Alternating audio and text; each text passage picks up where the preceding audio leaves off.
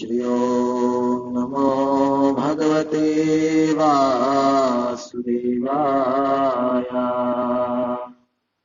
ओम अज्ञानतिमिरान्धस्य ज्ञानाञ्जनशलाकया चक्षुरुन्मीलितं येन तस्मै श्रीगुरुवे नमः। श्रीचैतन्यमनोभीष्टम् स्थापितं येन भूतले स्वयं रूपकदा मह्यं ददाति स्वपदान्तिकम्। वन्देऽहं श्रीगुरुः श्रीयुतापदकमलम् श्रीगुरुन् वैष्णवांश्च श्रीरूपं सहाग्रजातं सहगुणरघुनाथानिमितं सजीवनं साद्वैतं सावधूतं परिजनसहितं कृष्णचैतन्यदेवं श्रीराधा कृष्णपादान् सहगुणललिता श्रीविशाखानिमितं सचम्।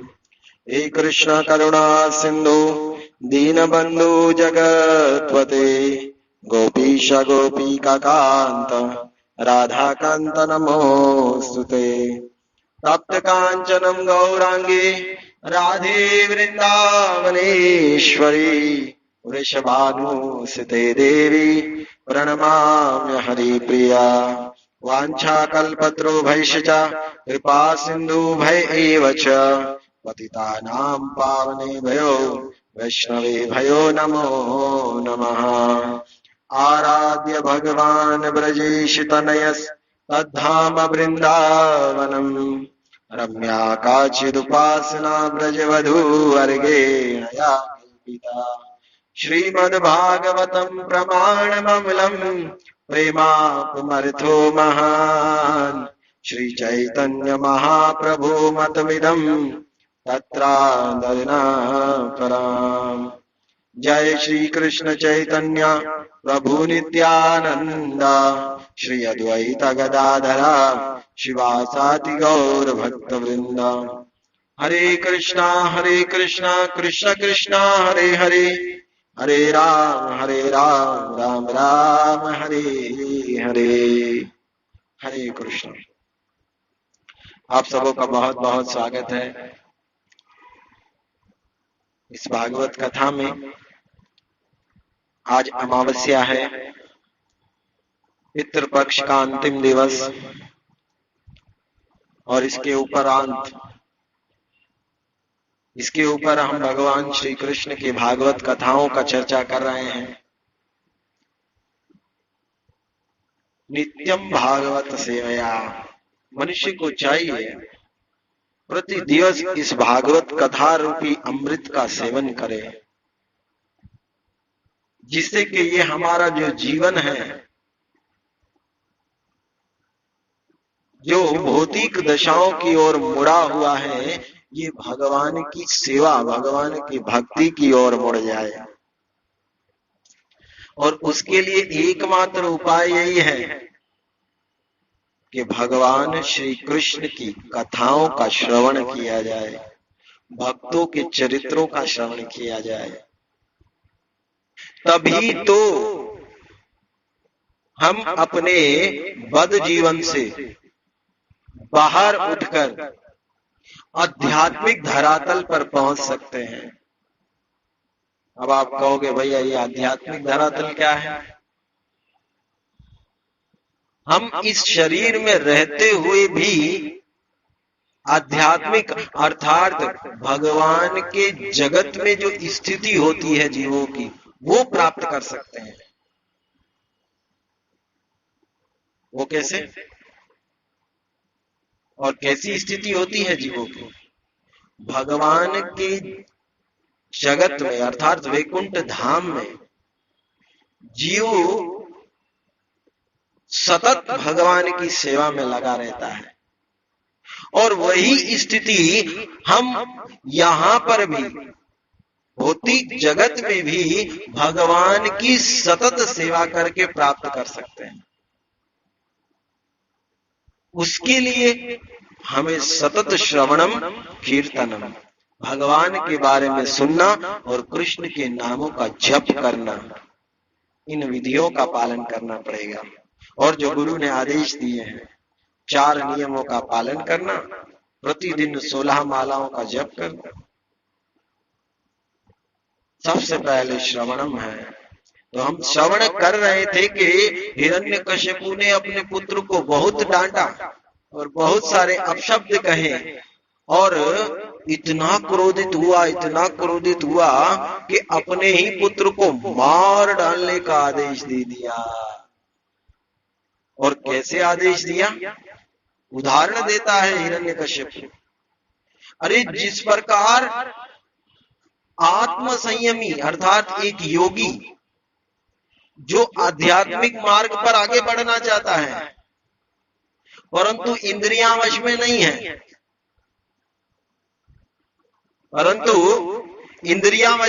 है, और इंद्रियां वश में ना होने के कारण उस योगी की आध्यात्मिक में प्रगति नहीं होती है, अर्थात आगे नहीं बढ़ता है, क्योंकि उनका चिंतन सदैव इंद्रिय विषयों पर रहता है।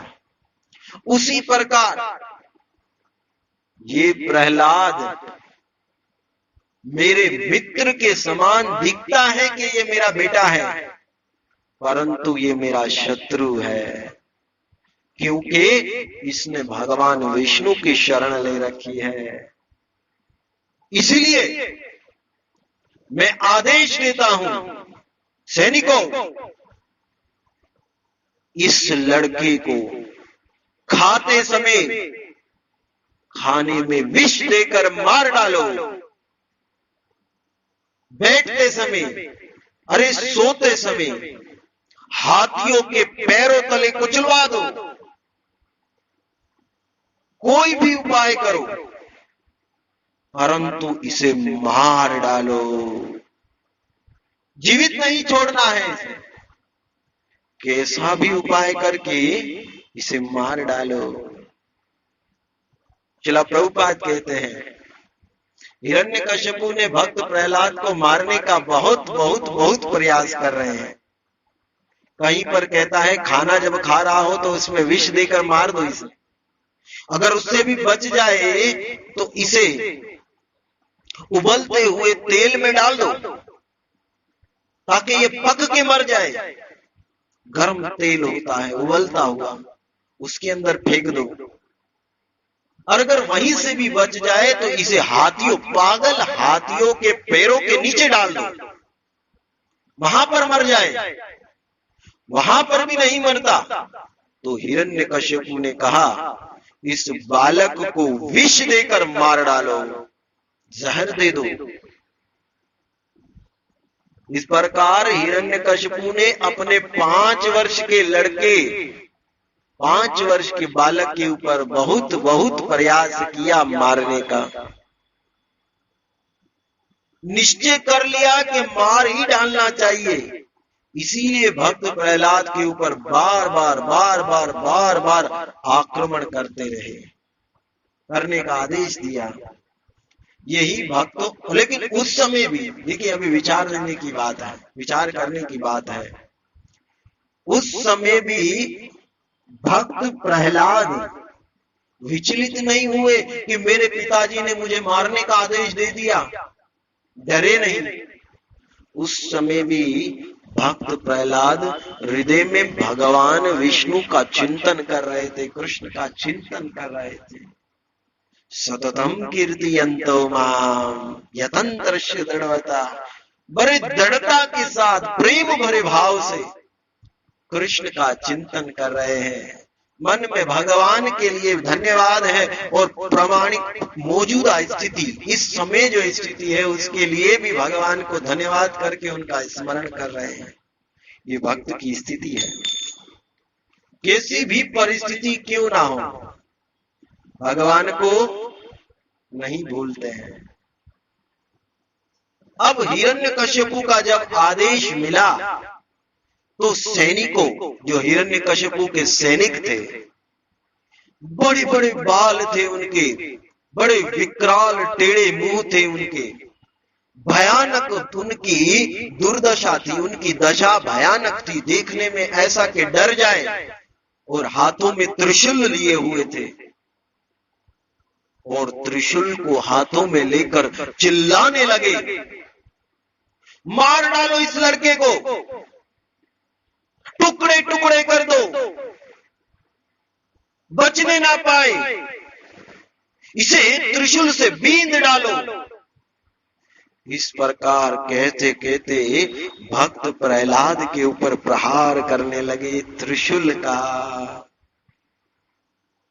भक्त प्रहलाद के ऊपर त्रिशूल का प्रहार करने लगे, परंतु उस समय भी भक्त प्रहलाद शांत थे, और शांत भाव से भगवान पूर्ण पुरुषोत्तम भगवान श्री कृष्ण का ध्यान करते रहे।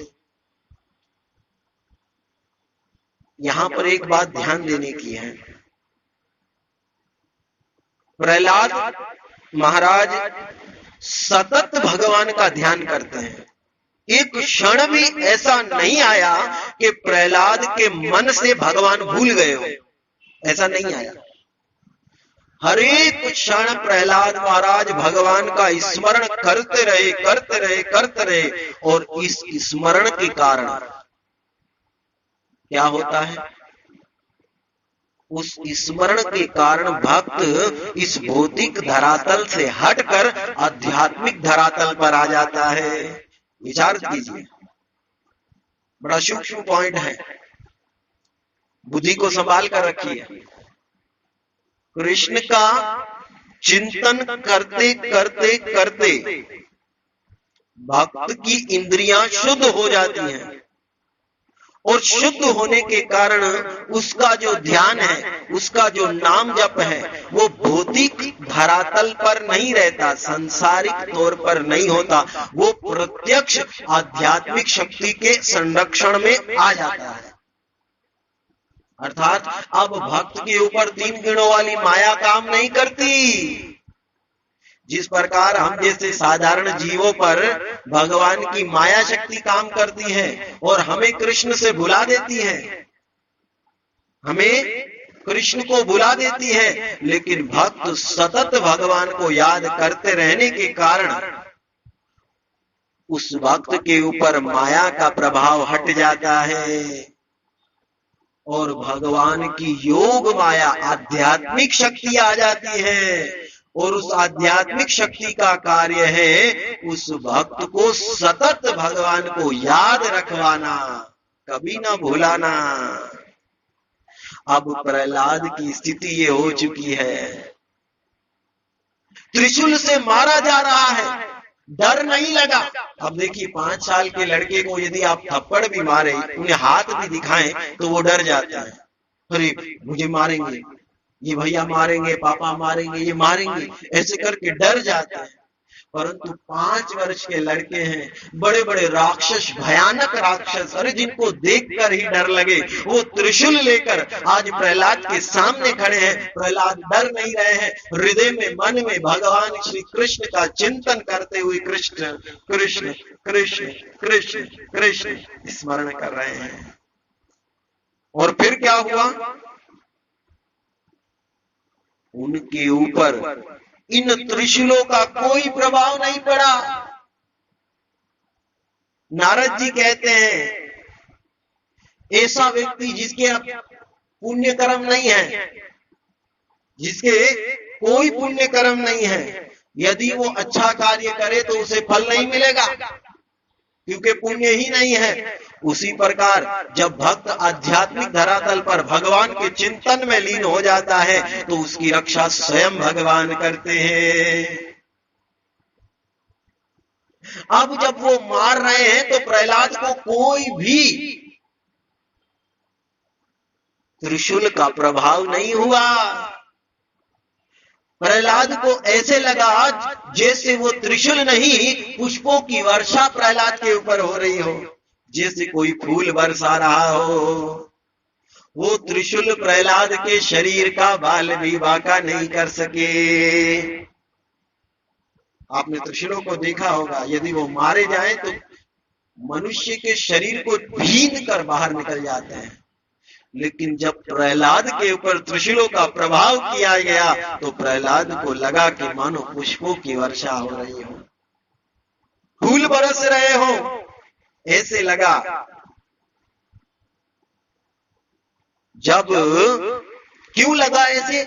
क्योंकि वे भौतिक दशाओं में रहने वाले भक्त नहीं थे। अरे वो कोई साधारण भक्त नहीं थे भैया।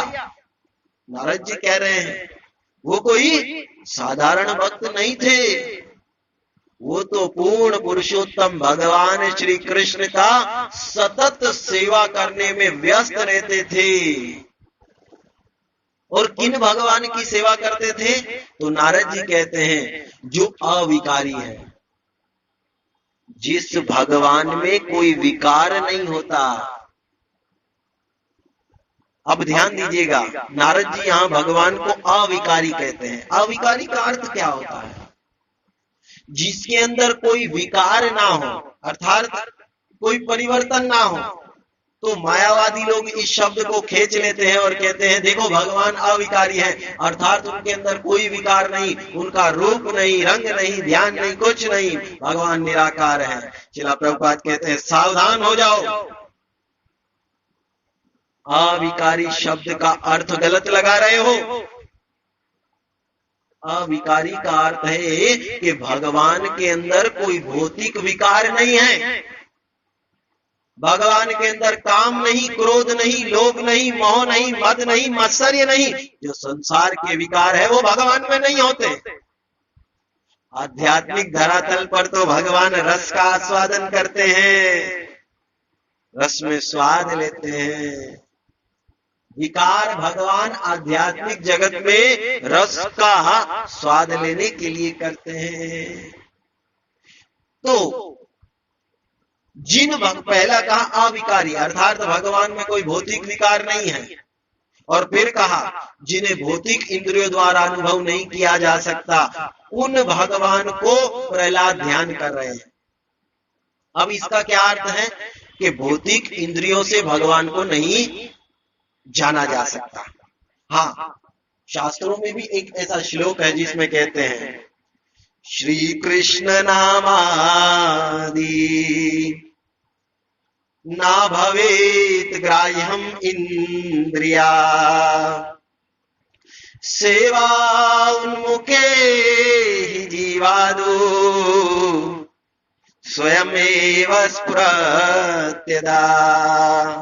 श्रील प्रभुपाद इस श्लोक को बार बार कहते हैं, बहुत सुंदर श्लोक है। श्री कृष्ण नामादि ना भवेत ग्राह्यम इंद्रिये, हम अपनी इन भौतिक इंद्रियों से, जो शरीर में लगी हैं भौतिक इंद्रियां, इनसे भगवान को नहीं जान सकते। आप कहोगे भैया यदि शरीर में इंद्रियां लगी हैं, ये शरीर में आंख लगी है, आंख से भगवान को नहीं देख सकते, कान लगे, कान से भगवान को सुन नहीं सकते, ये मुंह लगा, मुंह से भगवान का गुणगान नहीं कर सकते, तो फिर भगवान को जाने कैसे? और तो हमारे पास कोई उपाय ही नहीं है।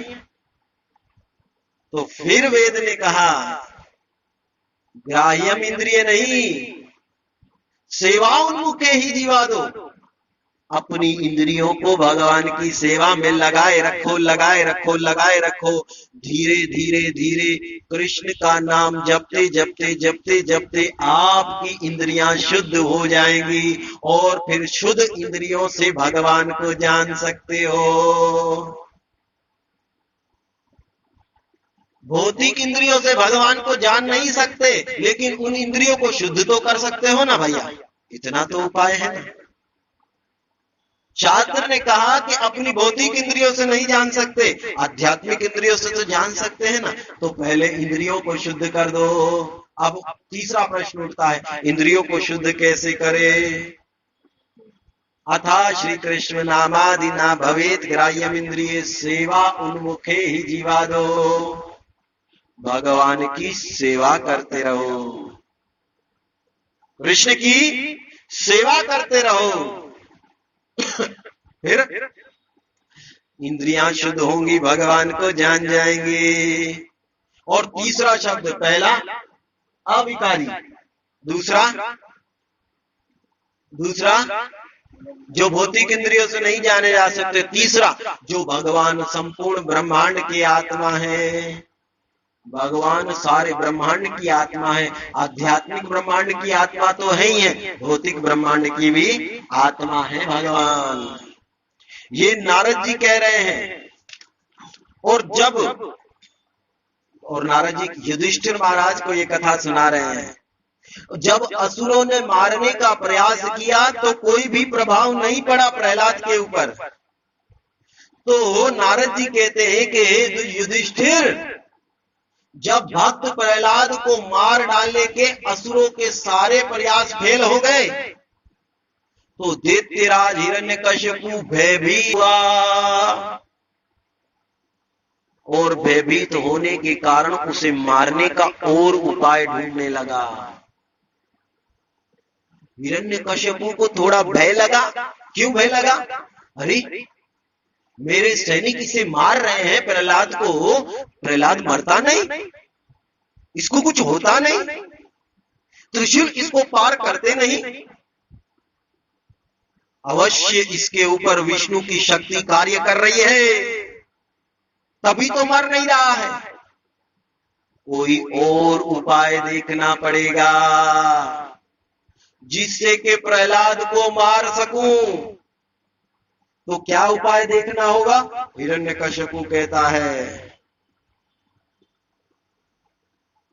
हिरण्यकशिपु अपने पुत्र को विशाल हाथियों के पांव के नीचे डाल दिया। हिरण्यकशिपु ने प्रहलाद को हाथियों के पांव के नीचे डाल दिया।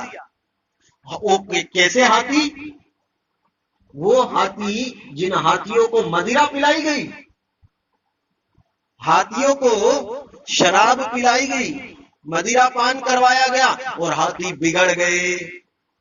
और बिगड़े हुए हाथियों के नीचे, पांव के नीचे प्रहलाद को डाल दिया।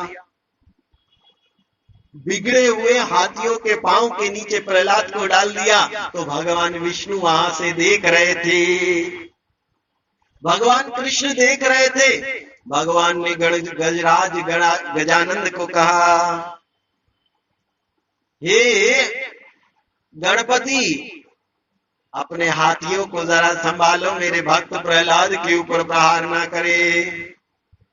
अरे भगवान की आज्ञा, गणेश जी ने हाथियों को कह दिया, प्रहलाद को कुछ मत करना, प्रहलाद को कुछ मत करना। ये भगवान का भक्त है भैया, और भक्तों के ऊपर प्रहार करना नहीं है, नहीं तो परिणाम बड़ा दुष्कर होता है। इसलिए बेचारे हाथी प्रहलाद इसको पार करके निकल गए, परंतु प्रहलाद को कुछ नहीं हुआ।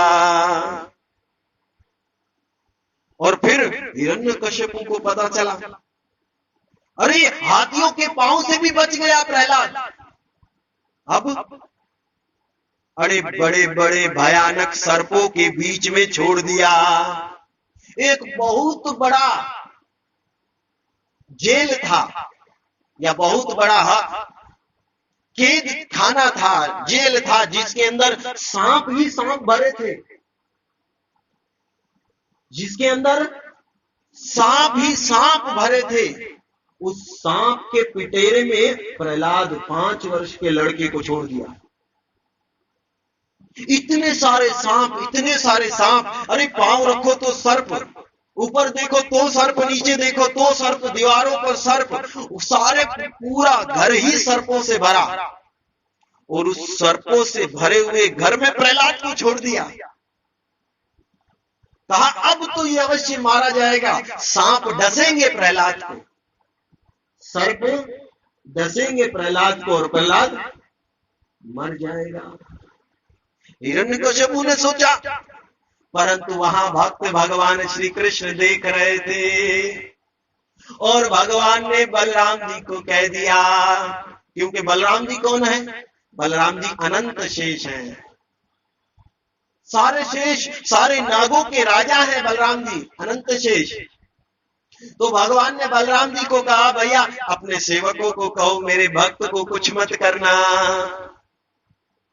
अरे भगवान का आदेश, बलराम जी ने सारे सर्पों को कह दिया सावधान हो जाओ। भगवान श्री कृष्ण का भक्त प्रहलाद आ रहा है। कोई भी सर्प, कोई भी सांप प्रहलाद को छुएगा नहीं, कोई भी सर्प प्रहलाद को नहीं छुएगा। अरे जब प्रहलाद महाराज सांपों के बीच में आए, एक एक सांप प्रहलाद महाराज की परिक्रमा करने लगा और परिक्रमा करके मानो उनकी वंदना कर रहा हो, उनको प्रणाम कर रहा हो। उनके परिक्रमा करके सारे के सारे सर्प दूर होने लगे। क्यों नहीं होंगे भैया, आखिर भगवान कृष्ण के परम भक्त जो पधारे हैं। अरे सर्पों ने तो ऐसा माना कि आज हमारा ये जो घर है, ये जो जेल है, ये धन्य हो गई। क्यों? क्योंकि भक्तों के चरण हमारे जेल में पड़े हैं। भक्तों के चरण हमारे जेल में पड़े। सर्पों ने कुछ नहीं किया। हिरण्यकश्यपु को पता चला, अरे ये सर्पों से बच गया। हाथियों ने कुछ नहीं बिगाड़ा, सर्प कुछ नहीं कर सके। अब बहुत बड़े बड़े जादूगर हैं जो अपने जादू से किसी को भी मार सकते हैं। बहुत बड़े बड़े जादूगर हैं जो अपने काले जादू से किसी को भी मार सकते हैं। तो हिरण्यकश्यपु ने सारे जादूगरों को कहा, जाओ अपने जादू से प्रहलाद को मार दो। जब वो जादूगर प्रहलाद को मारने के लिए आए हैं, वहां पर पहले से भगवान के अंग रक्षक, भगवान के पार्षद खड़े होकर उन जादूगरों को ही मार डाला। अरे भगवान के पार्षद खड़े हैं। जादूगरों ने देखा, अरे ये कौन खड़े हैं प्रहलाद की रक्षा के लिए? तो देखा चार भुजाओं वाले व्यक्ति खड़े हैं। एक व्यक्ति खड़े हैं जिनकी चार चार भुजाएं हैं, जो हाथों में शंख चक्र गदा पद्म लेकर खड़े हैं। और जैसे ही वो काला जादू का फेंकते हैं, प्रहलाद के ऊपर करते हैं, तो वो सारा जादू वो पार्षद खींच लेते हैं और उनका जादू पुनः उन जादूगरों के ऊपर डाल देते हैं। इसलिए सावधान रहना भैया, भक्तों के ऊपर कोई जादू प्रहार नहीं कर सकता। क्यों? क्योंकि वो सदैव भगवान के संरक्षण में, उनकी सुरक्षा में रहते हैं। सारा जादू उन जादूगरों के ऊपर आया, उसके प्रभाव से वो सारे जादूगर मर गए। अब हिरण्यकश्यपु को पता चला, अरे जादूगर भी मारे गए। तो फिर क्या किया? हिरण्यकश्यपु ने कहा, अरे इस लड़के को पहाड़ की चोटी से नीचे फेंक दो। इस लड़के को पहाड़ की चोटी से नीचे फेंक दो, जिससे इसको चोट लगेगी और मर जाएगा। हिरण्यकश्यपु का आदेश सुनकर उसके सैनिक प्रहलाद को उठाकर लेकर गए। याद रखिएगा, हर परिस्थिति में प्रहलाद भगवान का ध्यान छोड़ते नहीं थे भैया, हमेशा भगवान को याद ही करते रहे। ये भी नहीं कहा पिताजी मुझे इतना कष्ट क्यों दे रहे हो, मैं आपका बेटा हूं। ये भी नहीं कहा, अपने पिता को नहीं कहा पिताजी मैं आपका बेटा हूं, मुझे कष्ट क्यों दे रहे हो। परंतु जो पिता ने कहा स्वीकार करके चले जाते थे। अब हिरण्यकश्यपु के सैनिक प्रहलाद को पहाड़ के ऊपर लेकर गए, पहाड़ के ऊपर लेकर गए और सारे सैनिकों ने प्रहलाद को धक्का देकर पहाड़ से नीचे फेंक दिया। लेकिन वहां से मेरे भगवान श्री कृष्ण देख रहे थे ना, भगवान श्री कृष्ण देख रहे थे। और जैसे ही प्रहलाद पहाड़ से नीचे गिरा, पहाड़ के नीचे मेरे प्रभु भगवान श्री कृष्ण प्रहलाद को अपनी गोद में उठाकर प्रहलाद को पकड़ लिया और बचाकर प्रहलाद को भूमि पर बिठा दिया। अरे स्वयं भगवान आए और प्रहलाद को बचा लिया और बचाकर भूमि पर बिठाया। हिरण्यकश्यपु को पता चला पहाड़ से गिरने से भी प्रहलाद नहीं मरा। अब हिरण्यकश्यपु प्रहलाद के भोजन में विष देकर उसे मारना चाह रहा था। प्रहलाद के भोजन में विष दे दिया। अब जहर वाला भोजन दे दिया बच्चे को और कहा भैया खाओ, खाएगा मर जाएगा। लेकिन प्रहलाद ने सबसे पहले भगवान को भोग लगा दिया, हे प्रभु आपको समर्पित है। तो यहाँ भगवान श्री कृष्ण देख रहे थे ना भैया, भगवान ने कहा कि भैया विष पीना हमारा काम नहीं है। विष कौन पीता है? शिव जी, भोलेनाथ। भगवान ने भोलेनाथ को कहा भोले बाबा आपका भोजन आया है, जरा भोजन ले लीजिए ना। वहां शिव जी ने देखा प्रभु की आज्ञा है, सारे भोजन में से जो जहर था शिव जी ने निकाल लिया और सारा भोजन प्रहलाद को दे दिया। भोजन से विष शिव जी ने खींच लिया, भोजन से विष शिव जी ने खींच लिया और सारा भोजन प्रहलाद को दिया। प्रहलाद ने भोजन किया, हिरण्यकश्यपु ने देखा हाँ ये भोजन कर रहा है, मर जाएगा, परंतु प्रहलाद को कुछ नहीं हुआ। अब हिरण्यकश्यपु को और भय हुआ, अरे यहां से भी बच गया। कहा भूखा रखेंगे, कई दिनों तक भूखा रखा फिर भी प्रहलाद को कुछ नहीं हुआ। कहा ठंडी में रखेंगे, नग्न अवस्था में, और इतनी ठंड होगी कड़ाके की ठंड की ये ठंड से मर जाएगा, वहां पर भी रखा, परंतु भगवान की कृपा से कुछ नहीं हुआ। अरे अग्नि के द्वारा मारने का प्रयास किया, अग्नि तथा जल छोड़कर जल में फेंक कर मारने का प्रयास किया, अग्नि से मारने का प्रयास किया, ऊपर से मारने का प्रयास किया, नीचे से मारने का प्रयास किया, बहुत बहुत प्रयास किए। अरे पत्थरों के बीच में कुचलवा कर मारने का प्रयास किया, लेकिन प्रहलाद को कुछ नहीं कर पाया हिरण्यकश्यपु। बहुत मारने का प्रयास किया परंतु कुछ नहीं कर पाया। और जब हिरण्यकश्यपु ने देखा कि किसी भी प्रकार से प्रहलाद को मारा नहीं जा पा रहा है, तो वो अत्यंत चिंता में पड़ गया कि आगे क्या किया जाए। अब हिरण्यकश्यपु को थोड़ा सा भय लगा, डर लगा, कहीं ये लड़का मेरा काल बनकर तो नहीं आया, कहीं ये बालक मेरा काल बनकर तो नहीं आया। जितना भी मारने का प्रयास करता हूं मरता ही नहीं है, कहीं ये मुझे मारने के लिए तो नहीं आया। लेकिन फिर याद आ गया, अरे नहीं, मुझे ब्रह्मा का वरदान है, कोई नहीं मार सकता।